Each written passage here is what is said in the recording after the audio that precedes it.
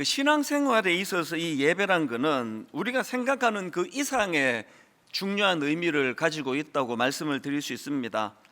이 살아있는 예배를 드리는 그 성도님하고 그렇지 못한 성도님하고는요, 세월이 갈수록 그 믿음의 격차가 극심하게 벌어지는 것을 늘 목도하고 있는 현실입니다.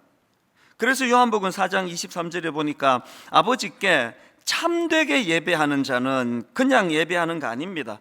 참되게 예배하는 자들은 영과 진리로 예배할 때가 오나니 곧 이때라. 아버지께서는 자기에게 이렇게 예배하는 자들을 찾으시느니라. 여러분, 우리가 예수 믿고 하나님이 내 아버지가 되심을 인정하는 신앙생활하는 사람들에게 그 하나님이 찾으시는 그 한 사람으로 사는 것, 이것보다 더 중요한 게 있겠습니까? 그런데 하나님께서는 그 참되게 예배하는 그 사람을 찾으신다는 것입니다. 저는 이 말씀이 가진 능력을 굉장히 많이 경험하고 살아가는 사람인데요, 목회 현장은 더 그렇습니다. 제가 분당 우리 교회를 개척하기 이전에 청소년 사역을 10년간 하지 않았습니까? 많은 그 어린 아이들과 더불어 또 청소년과 더불어 행복한 순간들이 많았는데 내 머리에 떠나지 않는 기쁨의 기억이 하나 있습니다. 제가 고3 부서 입시생을 맡을 때였는데요, 요즘도 이제 그 고3이 되면은 전국 모의고사가 굉장히 중요한 게, 이제 전국 석차가 나와야 그것을 가지고 이제 원서를 쓰는데 이게 학교가 자료를 쓴단 말입니다. 그런데 제가 고3 부서를 맡고 있던 그 상황에, 그 당시에는 이게 참 예배를 방해하는 사단의 세력은 놀랍습니다. 아주 너무나 교활하게 예배를 방해하는 게 뭐냐, 모든 학교들이 이제 그 모의고사를 학교에서 보는 게 아니라 주일날 아침에 학원에서 봐야 되는 겁니다. 주일날 아침에 학원에서 모의고사를 보고 그 성적표를 학교에 제출해야 원서를 써주니까, 이거는 고3 아이들이 한 달에 한 번씩 드리니까 제가 고3 아이들만 모여 있는 데서 예배를 진행하는 입장인데 한 달에 한 번은 이 예배가 안 될 정도예요. 이해할 수 있는 거 아닙니까? 그 아이들을 생각하면 너무 마음이 아픈 겁니다. 그게 참 괴로워하다가 하나님이 진짜 묘안을 주셨는데요, 버뜩 떠오른 생각이 뭐냐 하면, 아니 어느 학원에서 또 언제 시험 보든지 간에 그 전국 석차 성적만 학교에 내면 된다 그러니까, 그러면 내가 주관해가지고 토요일 날 모의고사 보면 되겠네? 그 생각이 들어가지고 인근의 학원을 다 찾아다닌 겁니다. 저는 어느 교회에 그 담당하는 목사인데 여기서 오후에 비는 교실을 좀 빌려주셔서 모의고사를 보게 해달라.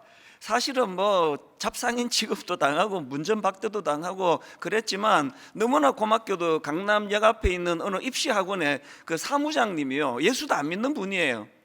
그분이 저를 굉장하게 불쌍하게 보신 겁니다. 교회가 이런 일도 해야 됩니까? 그래서 이제 그 학원에서 이제 빌려주기로 했는데요, 사실은 그 학원 입장에서도 그때 우리 고3부 출석하는 애들이 한 300명씩 되다 보니까 1인당 5,000원, 10,000원 이제 내면은 그게 또 학원 수입이기도 합니다. 그래서 이제 토요일 날, 그때는 토요일에도 오전 수업을 할 때니까요, 이 아이들도 참 눈물겨운 헌신입니다. 이제 서울, 경기도, 또 외곽에 있는 멀리 살고 이런 애들이 이제 수업 끝나면 막 점심도 굶고 그렇게 이제 강남역으로 달려와 가지고 이제 모의고사를 보는데요, 우리 교사분들이 다 동원이 돼서 이제 책상에 번호표도 놓고 이름도 놓고 그런 수고를 했습니다. 그리고는 이게 원래 수능 시험이 하루 종일 시험 보는 거 아닙니까? 한 오후 2시부터 이제 모의고사를 시작해 놓으니까요, 제 기억으로 저녁 8시, 9시까지 시험을 봤습니다. 그렇게 이제 아이들이 모의고사를 토요일 날 보고, 그리고는 이제 주일 날 아침에 일찍 고3부 예배에 나오면 다 눈물이에요. 이 예배를 드리기 위하여 우리가 어떤 대가를 치렀는가, 이 생각을 하면은 이 아이들이 막 감격에 겨운 겁니다. 사실 저는 그때 그 학원에서 입시 시험을, 모의고사를 보고 했던 그게 너무 추억이었던 게, 한 달에 한 번씩 성적표가 또 저한테로 와요. 그 성적표를 주는 그 함에다가 이렇게 되어 있습니다. 그때 제가 사랑의 교회 중고등부를 맡고 있었으니까요, 수시인 해놓고 사랑의 학원, 그러면서 이제 저한테 여기 오면은 한 달에 한 번 예배 마치면 애들한테 성적표를 다 나눠줬어요. 이 아이들의 초미의 관심사는 목사님 내 성적 보셨죠? 보셨죠? 그래서 절대 안 봤다 그랬던 그런 기억이 있거든요. 여러분, 왜 이런 무리수를 두가면서 토요일 날 늦게까지 그렇게 학원을 우리가 접촉을 하고 아이들이 밤 8시, 9시까지 밥도 굶고 시험 보고 이런 일을 왜 했겠습니까? 제 마음의 소원은 하나였습니다. 너희들이 살아가다가 보면은 이렇게 예배를 방해받는, 예배를 드릴 수 없는 이런 일이 앞으로 계속 일어날 것이다. 어떤 경우라도 예배가 가장 소중하다는 사실을 기억하고 예배를 드리기 위하여 몸부림치는 그런 인생이 되기를 원한다. 그 메시지를 제가 전하고 싶었던 거거든요. 사실요, 이 부모님들이 뭘 모르셔가지고 그런데요, 고3 되면은 그냥 교회는 다음에 가고 학원 가라 이러시는데요, 뭘 모르시느냐, 그 고3 때 저는 수년간 제가 임상 경험한 거 아닙니까? 입시생인 고3 되면은 애들이 막 그 불면증에다가 갑자기 또 식욕이 떨어지고 막 조울증 같은 것도 오고 막 여러 가지 흔들림이 많은데요, 예배가 딱 그 중심에 있는 학생들은 그런 감정적인 요동이 없습니다.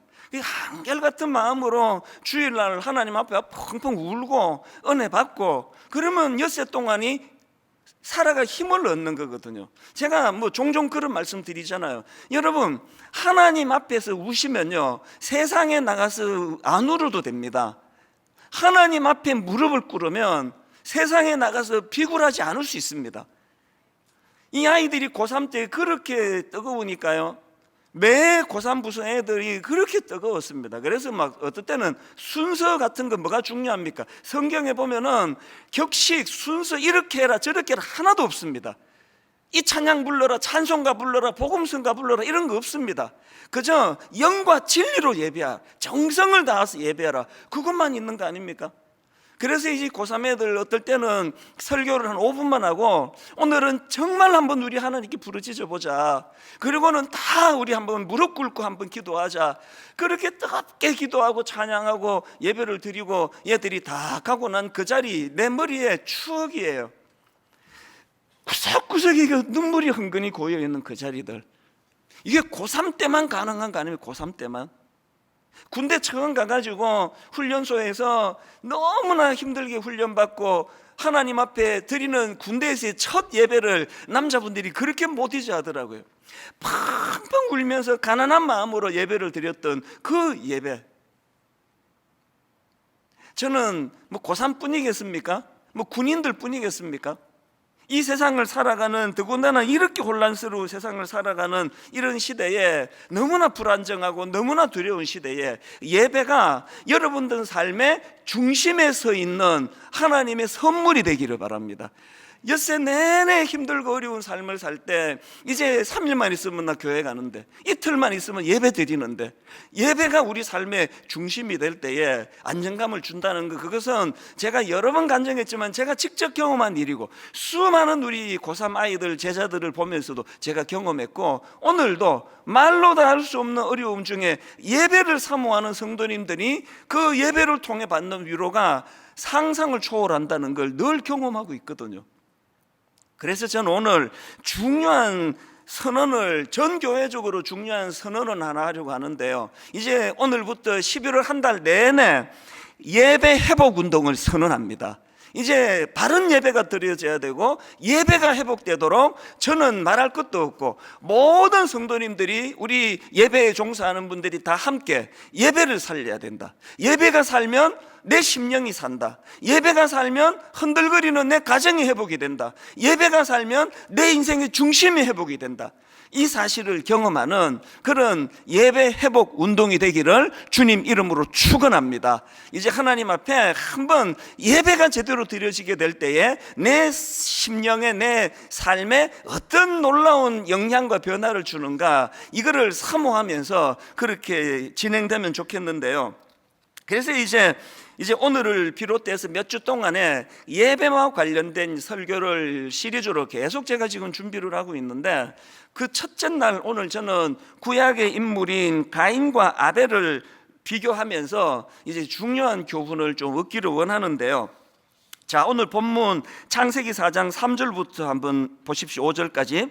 세월이 지난 후에 가인은 땅의 소산으로 제물을 삼아 여호와께 드렸고 아벨은 자기도 양의 첫 새끼와 그 기름으로 드렸더니 여호와께서 아벨과 그의 제물은 받으셨으나 가인과 그의 제물은 받지 아니하신지라. 여러분, 저는 지난 몇 주 동안에요, 가인과 그의 제물은 받지 아니하신지라, 이게 너무너무 두려움으로 왔습니다. 분당 우리 성도님들 중에 나는 예배 한 번도 안 빠졌어, 나는 예배 늘 드리고 있어, 난 헌금도 잘해, 그랬는데 하나님은 아이고 난 이 예배 받은 적이 없는데, 우리가 드린다고 다 받으시는 게 아니다는 거. 더군다나 저는 그 과정에서 이사야 1장 12절에 나오는 내 마당만 밟을 뿐이라, 이 표현이 너무 두려움이 됐습니다. 자, 그 내용이 이사야 1장 11절부터 나오는데요, 세 번역으로 보십시오. 주님께서 말씀하신다. 무엇하러 나에게 이 많은 재물을 바치느냐? 나는 이제 숫 양의 번제물과 살찐 짐승의 기름기가 지겹고 나는 이제 수송아지와 어린 양과 숫 염소의 피도 싫다.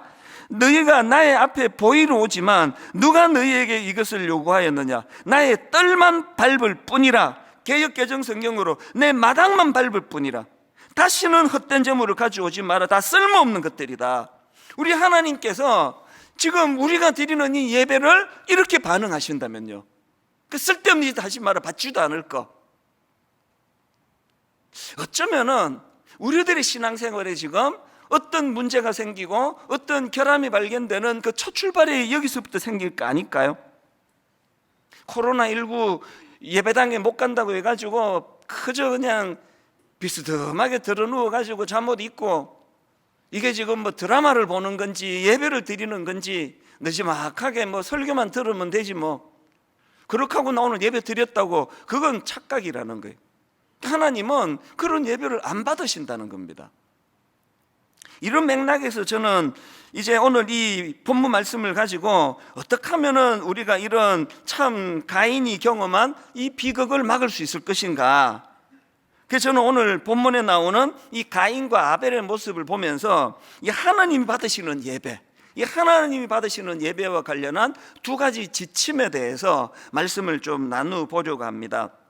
자, 여러분, 이 하나님이 받으시는 예배, 첫째, 너무나 상식적이에요. 어떤 예배를 받으십니까? 정성이 담긴 예배를 받으십니다.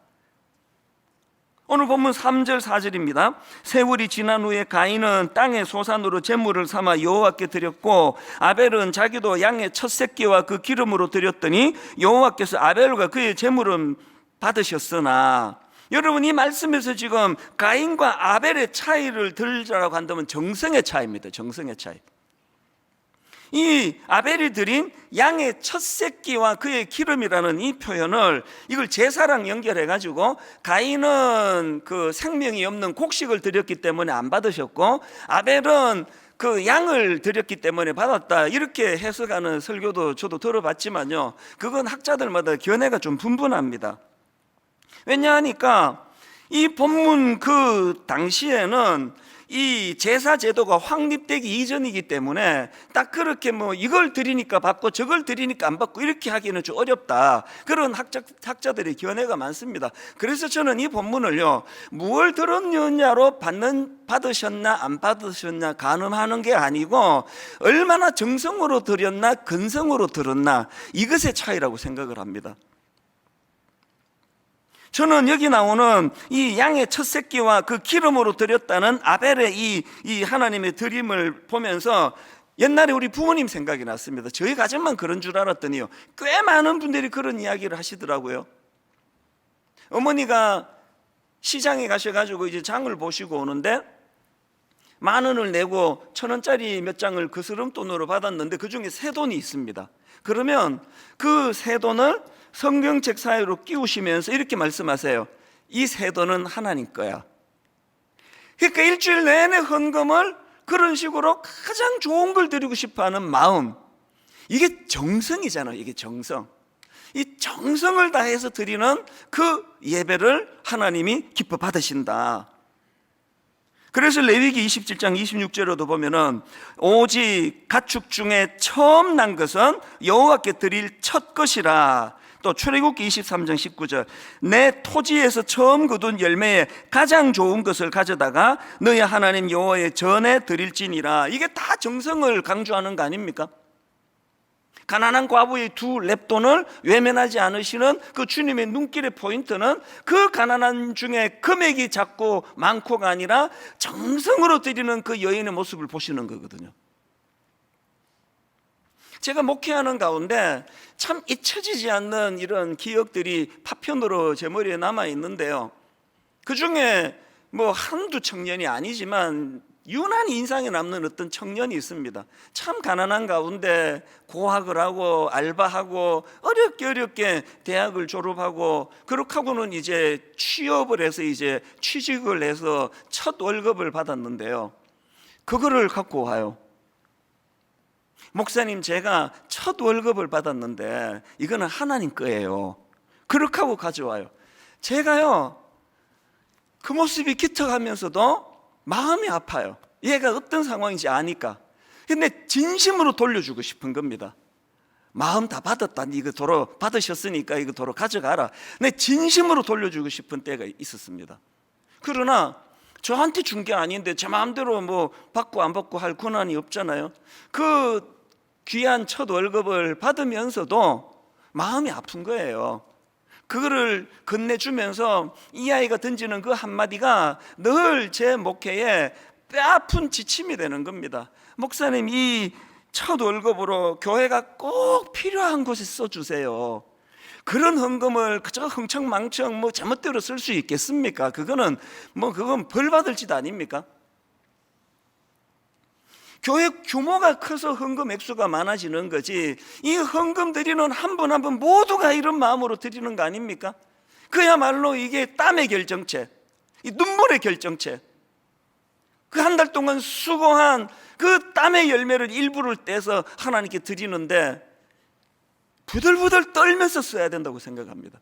이런 맥락에서 저는요, 우리 교회 교역자들에게 자주 하는 이야기가 이겁니다. 목회자인 우리 자신도 최선을 다해 헌금해야 되지만 더 중요한 것은 이렇게 성도님들이 정성으로 내주신 헌금을 잘 관리하고 잘 사용해야 된다. 한 푼도 허튼 데 쓰면 안 된다. 저는 교회에서 뭐 행사하고 뭐 흥청망청 남는 거 보면은 막 화가 나요. 아니, 딱 맞게 준비하면 되지. 그리고 약간 모자라면 집에 가서 밥 먹으면 되는 거지. 이렇게 20명 오는데 30명 분하고 이렇게 흥청망청 해가지고 쓰레기가 많은 거 이거 되는 거냐고. 아마 너무 쪼잔해 보이는지는 모르지만 교역자실에 갔는데 사람도 없는데 에어컨이 켜져 있고 그러면 이 언놈이 이런 짓을 안 하냐고 막 화가 나요. 어느 분이 이런 짓을 했는지 화가 나요. 자기 집에서도 일어나? 솔직히 말씀드리면요, 여름이 되고 그러면 어지간하면 저 혼자 있을 때 에어컨 잘 안 큽니다. 교회에서는 뭐 집에서도 안 켜지만. 설교 준비할 때는 가장 좋은 컨디션으로 잘 준비해야 되기 때문에 말씀 준비하고 묵상할 때는 제가 에어컨을 켭니다만 그 외에 별로 그럴 때는 전기 하나로도 아끼는 거, 그건 이 정성의 문제 아닙니까? 이런 점에서 저는 우리 교회 재정 장로님 전부 모든 교회가 다 그러리라고 생각합니다만 정말 존경스러워요. 아니 이게 교회의 재정이 그 장로님 개인 것도 아니고 그런데 그렇게 그냥 아껴 쓰라고 어디 쓸 거냐고 사인 하나 받기가 그렇게 힘들어요. 그래서 어떨 때는 또 장로님 오해도 받습니다. 너무 까다로운 거 아니냐고, 이 상처받을 것 같다고. 그거 다 감수하시면서도 왜 그렇게 하시느냐고요. 그게 이분에게 맡겨진 정성이거든요. 우리가 그 드림센터를 매입할 때 건축헌금을 안 했지 않습니까? 빚으로 저것을 했는데 지금 거의 다 갚아갑니다. 이 장로님 마음의 중심을 제가 알아요. 이제 2년 있으면 저 드림센터를 사회에 환원해야 되는데 이거 빚 다 갚고 이거 환원해야 될 거 아니냐, 그런 마음의 중심을 가지고 허리띠를 졸라매고 그게 이 장로님이 하나님을 향한 사랑의 표현 아닙니까? 시무 장로님, 또 사역 장로님, 또 무임 장로님, 모든 교회 지도자들이 저는 그런 정신으로 하기 때문에 교회가 든든히 세워져 간다고 믿거든요. 성도님들은 아벨처럼 정성을 다해서 옛날 어른들이 그랬던 것처럼 가장 좋은 것을 하나님께 드리는 마음으로 헌금을 하시고, 또 교회는 그 헌금을 부들부들 떨리는 마음으로 한 푼이라도 허튼 데 쓰지 않으려고 긴장하면서, 그것들이 다 아벨의 정신이라고 저는 믿습니다. 제가 앞에서 고3 아이들이 토요일 날 모의고사를 보느라고 그 이야기를 드렸는데, 그게 그 어린아이들의 정성이거든요. 점심도 안 먹고 달려오고, 또 한 300여 명 애들이 많으니까요, 그 고3부 교사들은 토요일 날 다 자기들 뭐 데이트도 하고 뭐 밀린 일도 하고 해야 되는데, 토요일 와서 밤늦게까지 애들 시험 감독하고 뒷바라지하고, 그것들이 다 정성이라, 다 정성. 그렇게 예배가 토요일서부터 정성으로 시작이 되니까 그 눈물로 예배가 드려지는 그 펑펑 우는 아이들의 그 모습들, 그리고 그 행복해하는 그 모습들이 가능했다는 것입니다. 저는 저와 여러분 모두가 다 정말 뭐 코로나19로 교회에 못 오고 이런 것들이 중요한 게 아니라, 어느 곳에서 예배를 드리든지 간에 지존하신 그 하나님 존전에, 그래서 아벨처럼 정성을 다해서 예배하는 그런 성도님들이 되시기를 바랍니다. 그런가 하면 또 하나, 여러분 누구를 의식하며 신앙생활 하시는지, 여러분 누구를 의식하며 드리는 예배인지 늘 점검하셔야 됩니다. 이 점에서 제가 다윗을 너무나 존경하는 거 아닙니까? 구약의 역사 중에 참 비극적이었던 역사가 하나 있는데요, 블레셋과의 전쟁 과정에서 하나님의 임재의 상징인 언약궤를 빼앗겨 버립니다. 적들에게 오래 방치가 돼 있었는데, 다윗이 왕으로 있을 때 드디어 빼앗긴 언약궤를 이제 예루살렘으로 다시 되찾아오는 그런 놀라운 일이 벌어졌는데요, 그 과정에서 다 아시잖아요. 이 하나님의 임재의 상징인 언약궤가 다시 들어오는 걸 보면서 왕이고 뭐고 막 체면 다 벗어 던지고 막 춤을 췄나 봐요. 그래서 막 바지가 흘러내릴 정도로. 그랬더니 또 아내가 그 미갈이 뭐라고 또 어떻게 채신머리 없이 왕이 그러느냐고 그렇게 또 핀잔을 주네요. 그런데 여러분, 그런 내용을 담고 있는 이 사무엘하 6장에서 내가 이 다윗의 진면목을 하나 발견을 했습니다. 자, 6장 20절입니다. 사무엘하 6장 20절. 아내 미갈이 이렇게 지적합니다. 다윗이 자기의 가족에게 축복하러 돌아오매 사울의 딸 미갈이 나와서 다윗을 맞으며 이르되, 이스라엘 왕이 오늘 어떻게 영화로우신지 방탕한 자가 염치 없이 자기의 몸을 드러내는 것처럼 오늘 그의 신복에, 그 다음 보세요, 누구를 의식합니까? 계집종의 눈 앞에서 몸을 드러내셨도다 하니, 지금 미갈이 사람을 의식해서 그 계집종 앞에서 그런 추한 모습을 보였다 그랬더니요, 그 말을 받은 다윗이, 남편이 바로 그 다음 21절에서 이렇게 대답합니다. 21절입니다. 다윗이 미갈에게 이르되, 이는 여호와 앞에서 한 것이니라. 그가 내 아버지와 그의 온 집을 버리시고 나를 택하사 나를 여호와의 백성 이스라엘의 주권자로 삼으셨으니 내가 여호와 앞에서 뛰놀리라. 그 다음 22절. 내가 이보다 더 낮아져 스스로 천하게 보일지라도. 지금 미갈의 관심은 사람들이에요. 아니, 이 사람들이 우리 남편은 뭐로 생각할까? 아니, 이 사람들이 이렇게 남편이 왕이 막 바지까지 흘러내리면서 춤을 추면 이게 그냥 이 채통머리가 없는데 온통 사람을 의식하고 있을 때, 미갈이 그렇게 하고 있을 때 다윗의 관심은 온통 하나님이에요. 온통 하나님께만 집중하다가 보니까 뭐 어떻게 하다 보니까 뭐 바지가 흘러내리는데 그 하나도 민망하지 않아요. 뭐 하나님께 너무 뜨거운 마음으로 경배하다 보니 뭐 그럴 수도 있는 거지, 아무렇지도 않은 거예요. 여러분, 여러분의 생각이 머무는 그게 고뇌가 되는 거거든요. 누가 뭐 좀 못생겼다 그러면 막 죽고 싶고 괴로워하는 건 자기 생각에 초점이 얼굴에만 가 있어서 그래요. 뭐 저보고 한번 얘기해 보세요. 제가 상처받는가. 관심이 없는 그곳에서는 상처가 없습니다. 온통 관심이 채통, 체면, 사람들이나 어떻게 볼까, 사람들이나 어떻게 생각할까, 여기에 몰두하면 사단은요 공격의 귀재입니다. 그것만 공격하는 거예요. 맨날 상처받는 거예요. 뭐 좀 오해 좀 받아도, 뭐 좀 오해 받아가지고 누가 욕 좀 해도 처음에는 기분 좀 나빠도 그냥 마음이 거기에 안 담겨 있으면 뭐 사탄이 어떡하겠습니까? 다윗이 지금 그런 모습을 보이는 거 아닙니까? 여러분은 어떤 신앙생활을 영위하세요? 미갈과 같은 신앙생활을 하시는 분 꽤 많으시잖아요. 그저 저 김 집사가 나 어떻게 볼까? 내가 그래도 이번에 권사가 됐는데 말이야. 내가 저 장로인데. 미갈의 연약함을 뛰어넘어 다윗처럼 나는 여호와 하나님을 바라보고 하나님을 의식하고. 제가 최근에 그 미국에 있는 저희 누나랑 통화를 하다가 참 감동을 받은 대목이 하나 있습니다. 뭐라고 얘기하는가 하니까 이 목사가 그 4월인가 뭐 광고 시간인가 제가 그랬대네요. 어떻게 기억도 나기도 하고요. 이제 이 코로나19로 가정에서 예배 드린다고 복장을 잠옷 입고 아무렇게나 하시면 안 된다고. 그래서 하나님 존전에서 예의를 갖추고 복장을 갖추고 예배를 드리라고. 제가 그 광고를 한 그날부터 저희 누나 부부가 저 말이 맞다 그래가지고요, 다 지금 뭐 아들 딸 시집 장가 가가지고 뭐 노부부만 집을 지키고 아무도 없습니다. 그런데 딱 정장을 하고 교회에 앉아 있는 것처럼 그렇게 양복을 입고 양장을 하고 정장을 차려입고 그렇게 예배를 드린다는 거예요. 그게 참 감동이 됐습니다. 그 뭐 동생이 한 얘기가 아니에요. 공적으로 예배 중에 주의 종이 하나님을 대변해서 하신 말씀이 저 말이 맞다. 그날부터 지금까지 항상 그렇게, 누가 뭐 볼 사람이 누가 있습니까? 예배 그 시간에 올 사람이 누가 있냐고요. 이게 미갈의 태도를 벗어난 다윗의 태도 아닙니까? 여러분, 예배 회복 운동의 가장 중요한 초점은요, 여기를 회복하는 거예요.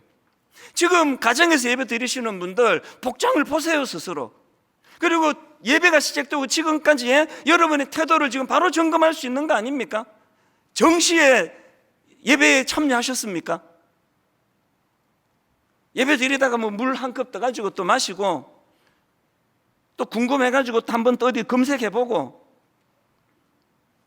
뭐 예배 드리다가도 오늘 목사 저 설교 제법이네, 준비를 좀 많이 했네, 잡담도 좀 하고. 그게 다 우리가 갱신해야 될 문제라는 겁니다. 하나님만 우리가 의식한다면 그 하나님 앞에서 어떤 곳에서 어떤 상황으로 예배를 드리든지, 또 어떤 설교가 선포되든지, 내 마음에 오늘은 좀 은혜가 되는 설교가 선포되든지 은혜가 안 되는 설교가 선포되든지, 이거는 저 목사의 문제가 아니라 하나님과의 관계다. 나는 하나님 앞에 집중할 것이다. 이걸 회복하는 게 예배 회복 운동입니다. 제가 오늘 설교 제목을 최고의 하나님께 최선의 것을 이렇게 잡았는데요, 이건 어느 책에서 따온 겁니다. 오스왈드 챔버스가 쓴 주님은 나의 최고봉, 이런 제목의 책이 있는데요, 원래 이게 영어 원래 원제로 보면은 주님은 나의 최고봉 이렇게 하기보다는 나의 최선을 최고의 하나님께, 이렇게 번역할 수 있는 제목입니다. 그래서 제가 여기서 오늘 설교 제목을 땄거든요. 여러분 한번 따라해 보시겠습니까? 좀 비장하게. 최고의 하나님께 최선의 것을.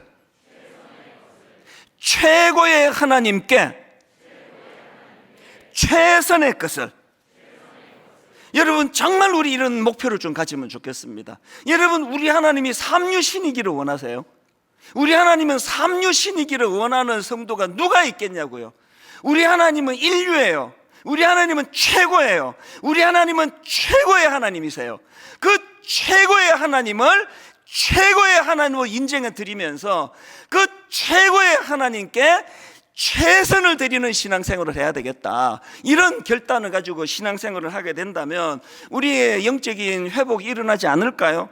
가정에서 예배 드린다고 소홀히 예배 드리지 않는 성도, 아무 보는 사람이 없이 부부만 드린다고 하나님 앞에 결례를 범하는 것을 밥 먹듯 하지 않는 성도, 예배 지각하지 않는 성도, 설교만 들으면 되지 뭐. 11시 예배가 시작되면은 한 11시 15분쯤 설교가 하나? 설교가 끝나자마자 됐다, 뭐 뒤에는 볼 거 없다, 끝버리는 거, 이런 것들이 정성이 깃들여 있지 않은 예배라고 한다면, 이제 저는 저와 여러분 모두가 다 이제 예배 회복 운동으로 말미암아 하나님 앞에 드리는 예배의 태도가 정성으로 드려지는 예배가 되기를 주님 이름으로 축원합니다. 두 번째로요, 한 가지 더 점검할 게 있습니다. 예배와 관련해서 점검할 게 뭐냐? 전인격적으로 드리는 예배를 하나님이 기뻐하신다는 겁니다. 이게 무슨 말인가 하면요, 자 4절을 보십시오.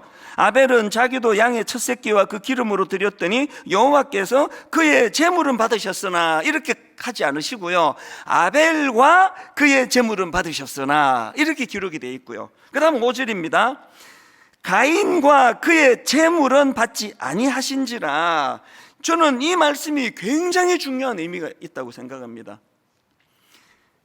아벨이 드린 제물만 받으신 게 아니라 아벨과 그의 드린 제물을 받으셨고, 가인이 드린 제물만 받지 않으신 게 아니라 가인과 그가 드린 제물도 받지 않으셨다는 겁니다. 그러고 보면은 히브리서 11장 4절, 믿음으로 아벨은 가인보다 더 나은 제사를 하나님께 드림으로, 아벨이 피 있는 양을 바쳐서 그 내용물이 하나님이 기뻐하신 게 아니라요, 믿음으로 드렸다는 거예요. 믿음으로 드렸다는 거예요. 이런 차원에서 보면요, 로마서 12장 1절, 그러므로 형제들아 내가 하나님의 모든 자비하심으로 너희를 권하노니 너희 몸을 하나님이 기뻐하시는 거룩한 산 제물로 드리라. 이는 너희가 드릴 영적 예배니라. 그리고는 부연해서 설명합니다. 2절, 너희는 이 세대를 본받지 말고 오직 마음을 새롭게 함으로 변화를 받아 하나님의 선하시고 기뻐하시고 온전하신 뜻이 무엇인지 분별하도록 하라. 여러분, 전인격적으로 드리는 예배가 뭡니까? 그냥 나 11조 냈는데, 헌금했는데, 내가 드린 그 행위가 아니에요. 내 존재가 하나님께 드려지는, 하나님께서 기뻐 받으시는 예배의 도구가 된다는 것입니다. 그래서 여러분, 예배의 승부는요, 월요일부터 토요일까지 지난 6일 동안 이미 다 났습니다. 너무나 악한 세상에 뒤섞여 살고, 성적으로 문란하고, 거짓말을 밥 먹듯 하고, 제멋대로 구별되지 않게 살아놓고 양복 입고 교회에 앉아 있다고 해서 그게 거룩한 게 아닙니다. 꼭 기억하십시오. 아벨이 드린 제물만 받으신 게 아니라 아벨과 그의 제물을 받으셨어요. 이찬수 목사와 그가 드린 이 예배를 하나님이 받으시는 것. 그렇다면은 가인에게 뭐가 문제였지? 뭐가 문제여서 가인 자체를 안 받으셨나? 5장에 답이 딱 나옵니다. 가인은요, 하나님의 권위를 인정하지 않는 겁니다. 5절입니다. 가인과 하나님께서요, 가인과 그의 제물은 받지 아니하신지라 그랬더니 가인이 몹시 분하여 안색이 변하여 하나님의 하신 일을 승복하지 않는 태도. 그런가 하면은 7절, 내가 선을 행하면 어찌 낯을 들지 못하겠느냐? 선을 행하지 아니하면 죄가 문에 엎드려 있느니라. 죄가 너를 원하나 너는 죄를 다스릴지니라. 하나님이 지금 무섭게 경고하셨는데 그 말씀을 무시하고 바로 그 다음 8절, 가인이 그의 아우 아벨에게 말하고 그들이 들에 있을 때에 가인이 그의 아우 아벨을 쳐 죽이니라. 말씀에 영향을 받지 않는 태도 안 받으세요. 그런 예배 안 받으십니다. 우리가 하나님 앞에 정성으로 드리는 것도 중요하지만 내 존재가 말씀의 영향을 받는 거예요. 그래서 여러분, 예배가 맨 처음 시작할 때 참회의 기도를 드리잖아요. 내 자력으로는 하나님 말씀에 순종해서 그 아우를 죽이지 않을 힘이 없사오니, 그래서 아버지 지난 엿새 동안도 부끄러운 자리에 참 많이 빠졌사오니 이제 내가 예배자로 나아갈 때에 참회하며 회개하기를 원합니다. 여러분, 그 회개 기도를 드릴 때 과거의 것만의 청산이 아니에요. 하나님이 회개 기도를 드리는 동시에 내일부터 엿새 동안의 삶은 예배 중에 주신 그 은혜를 가지고 이길 힘을 주님을 의지하여 공급받기를 원합니다. 이게 예배거든요. 최근에 저는요, 이제 이 복지재단을 조금 더 강화하려고, 조직을 좀 강화하려고 이제 컨설팅을 좀 받고 싶어서, 우리 교회 안에 그런 전문가들이 많으세요. 그래서 이제 그 전문가 집사님을 제가 좀 뵙자 그랬는데요, 그날 도움도 많이 받았지만 너무나 감동을 받은 게 하나 있습니다. 와, 진짜 감동이 되대요. 아니, 어른이요, 저보다도 연세가 많은 분이에요. 우리 맨 예배 시작을 이 찬양으로 하지 않습니까? 지금 서 있는 이곳에서 높임을 받으소서. 내가 밟는 땅 주님의 땅이니. 이 찬양을 부르다가요, 이분이 어느 예배에 맨 이 찬양 뒷부분에서 마음이 무너져 버렸다는 거예요. 그래서 이 연세가 드신 어른인데요, 뭐 아직 그렇게 많이 드신 건 아니라 할지라도 오열을 터뜨리고 털썩 주저앉아가지고 흐느껴 울었다는 겁니다. 어느 대목이 그랬느냐, 이 찬양 맨 끝에 이렇게 부르잖아요. 찬양하며 주님을 예배할 때 하늘 가득한 주의 영광 보리라. 나를 통하여 나의 입술을 인하여 주의 이름 높임을 받으소서. 어느 대목에서 무너졌느냐, 이 찬양을 부르는데 성령께서 그 마음을 두드리시는 거 아닙니까?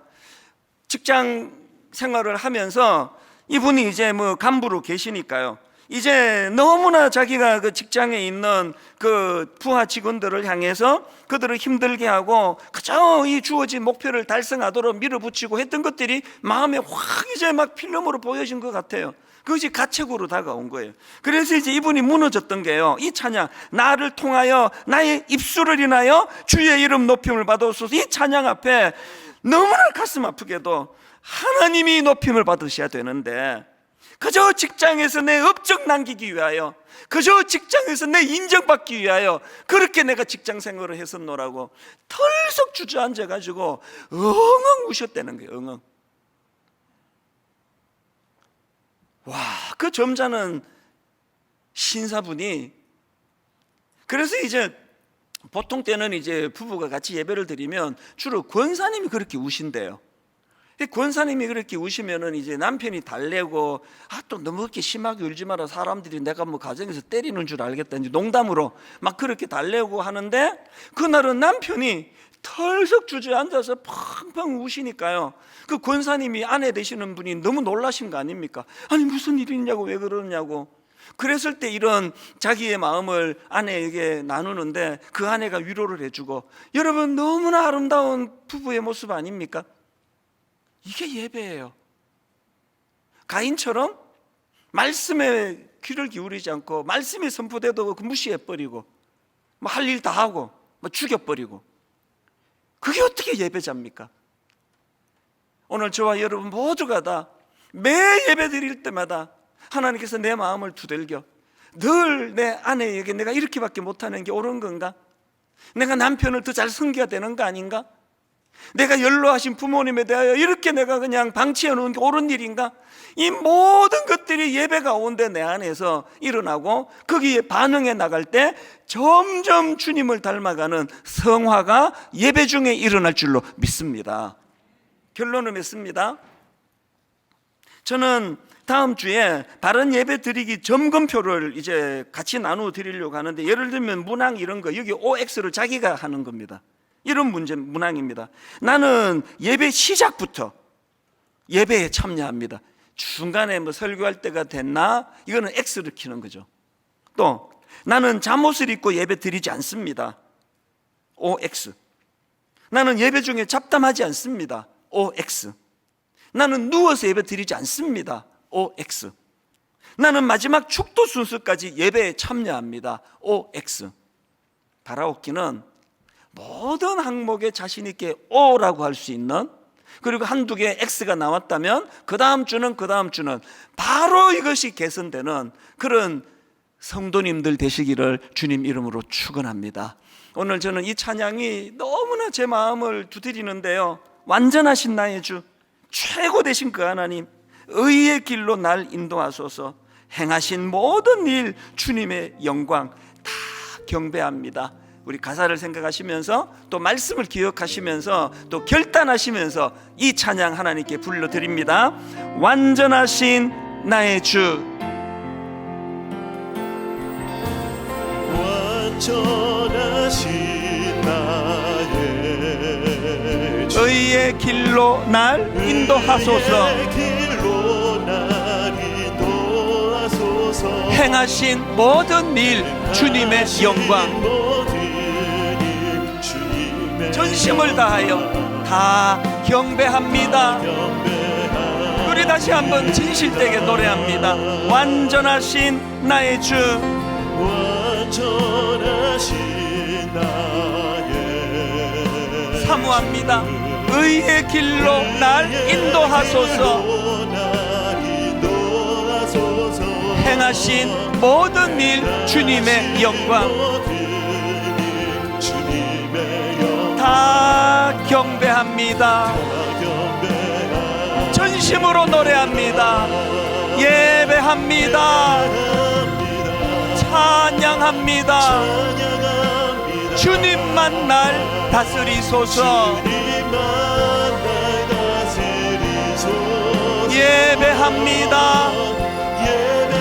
찬양합니다. 주님 홀로 높임 받으소서. 우리 다시 한번 전심으로 고백합니다. 완전하신 나의 주.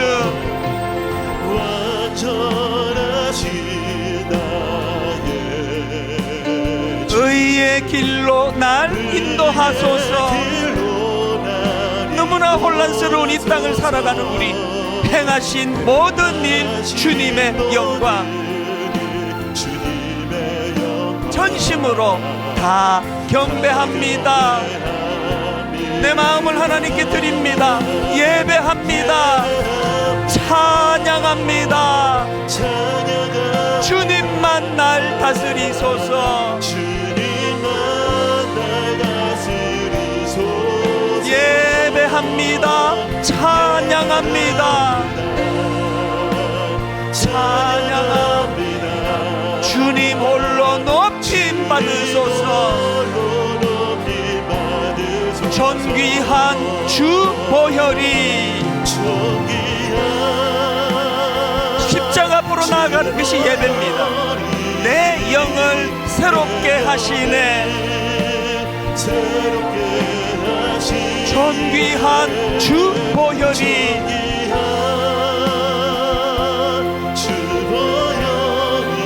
내 영을 새롭게 하네. 새롭게 한 보혈을 지나 하나님 품으로,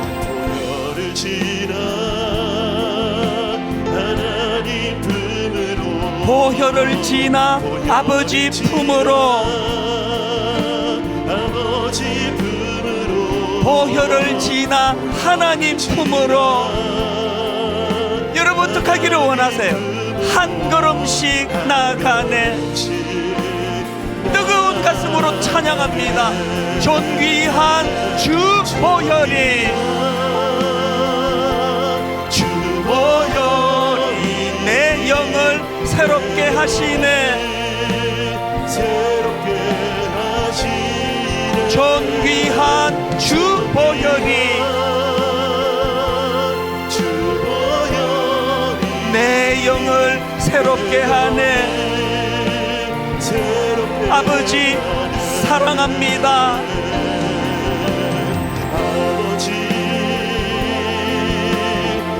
내 전심을 다하여 아버지 경배합니다.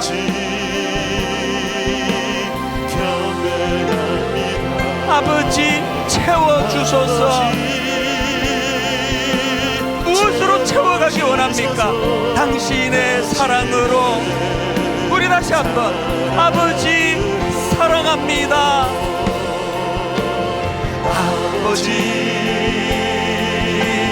사랑합니다.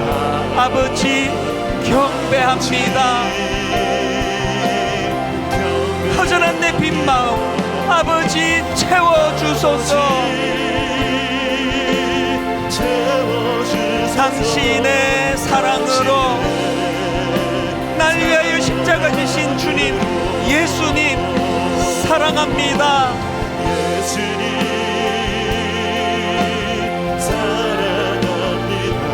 예수님 경배합니다. 오늘 이 예배 가운데 예수님 채워주소서. 당신의 사랑으로 성령님 사랑합니다.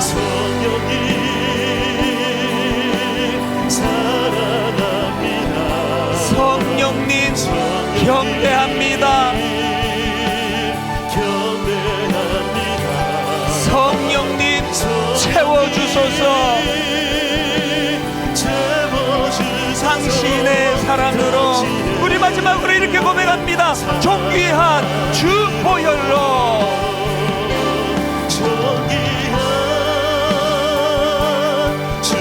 매 예배 때마다 십자가 앞으로 내 영을 새롭게 하시네. 우리 다 자리에서 일어나셔서 존귀한 주 보혈이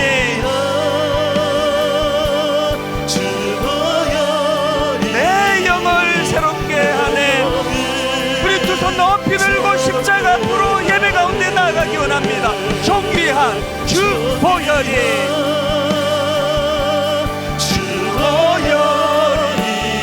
내 영을 새롭게 하시네. 존귀한 주 보혈이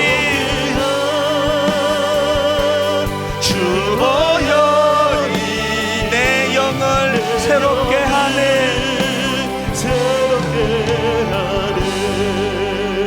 딱 한 가지만 놓고 기도합니다. 하나님, 예배를 살려주세요. 예배를 회복시켜주세요.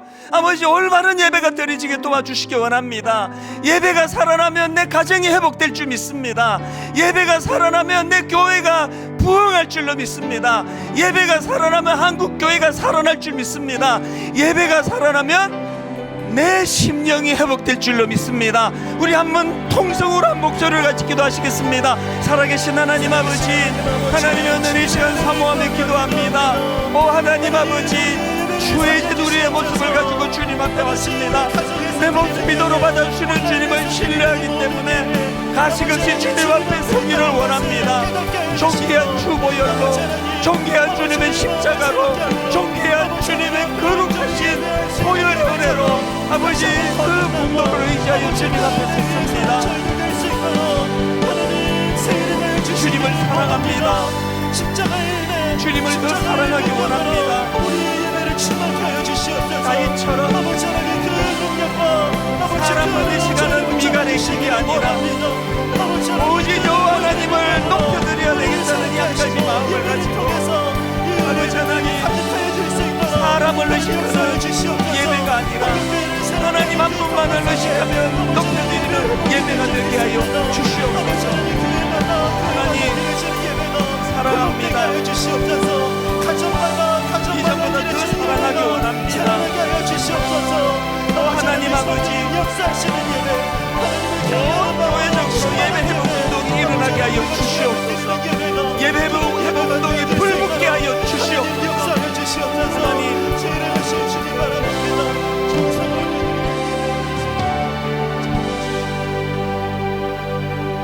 하나님 참 고맙습니다. 너무너무 혼란스러운 시대를 살아가는데 도대체 자녀 교육은 어떻게 해야 될지를 몰라 방황하는데, 하나님 부부간에 대화가 부족하다 하지만 어떻게 시작해야 될 줄은 방법을 모르고 있는데, 하나님 늘 예배를 통하여 중심을 잡게 하시고 늘 예배를 통하여 지혜롭게 하나님 인도해 주시고, 하나님 가인에게 주셨던 준엄한 말씀처럼 죄가 우리를 엄습할 때 그것과 싸워 나가기를 예배를 통하여 말씀해 주실 때, 그것을 무시하면 비참한 길로 빠지게 되는 것을 기억하고 늘 예배 때마다 그 하나님의 준엄하신 말씀 앞에 자기를 비추어 보며 두렵고 떨리는 마음으로 그렇게 회개하며 순종하며 또 주시는 말씀으로 희망을 삼으며 늘 기쁨의 벅찬 예배가 되도록 인도하여 주시옵소서. 최고의 하나님께 가장 최고의 것을 드릴 수 있는 그런 마음의 뜨거움을 허락해 주셔서, 하나님이 이제 전 교회적으로 예배 회복 운동이 가정을 회복시키는 운동이었고 내 심령을 변화시키는 운동이었고 절망에 있던 낙심에 있던 나를 일으켜 세우는 운동이 되었노라고 그렇게 고백하는 그 열매를 저희들에게 허락하여 주시옵소서. 이번 한 주 동안 하나님이 바로 나를 받으시기에 합당하도록 거룩한 하루를, 한 주를 살아내는, 세상과 구별된 삶을 살아내는 그런 한 주간 되게 하여 주시옵소서.